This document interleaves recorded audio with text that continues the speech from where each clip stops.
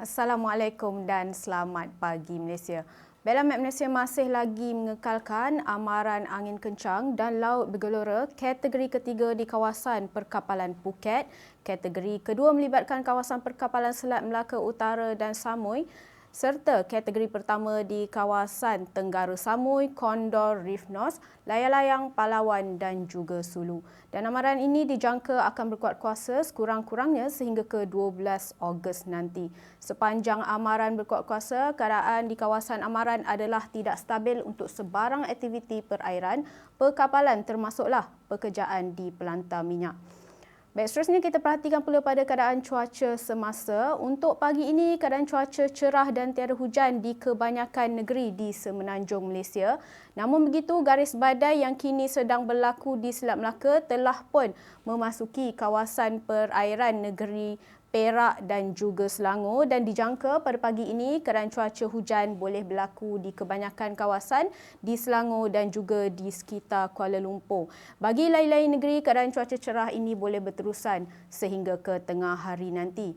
Begitu juga di Sabah dan Sarawak, keadaan cuaca dilihat cerah dan tiada hujan untuk kedua-dua buah wilayah termasuk di Labuan, dan keadaan cuaca tiada hujan ini boleh berterusan sehingga ke petang nanti. Baik, bagi ramalan cuaca pada sebelah petang, Met Malaysia menjangkakan hujan lebat berserta ribut petir boleh berlaku di beberapa daerah melibatkan pedalaman negeri Kedah, Perak, Selangor, Kelantan, Terengganu, kebanyakan kawasan di Timur Pahang serta di utara Johor. Manakala di Sabah dan Sarawak pula keadaan cuaca panas boleh berterusan sehingga ke lewat petang nanti.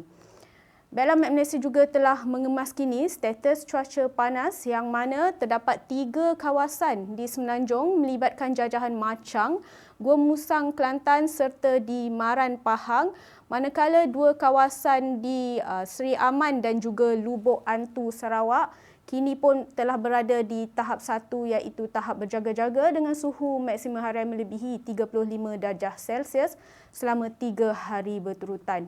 Dengan keadaan cuaca yang agak panas dan berjerebu pada ketika ini, orang ramai dinasihatkan supaya sentiasa kekal terhidrat, elakkan pembakaran terbuka dan kurangkan aktiviti di luar bangunan.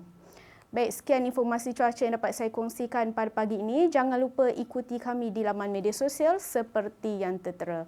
Sebelum berpisah, kita saksikan dulu ramalan cuaca bagi bandar-bandar utama serta indeks pencemar udara seluruh negara. Sekian, Assalamualaikum dan salam Malaysia Madani.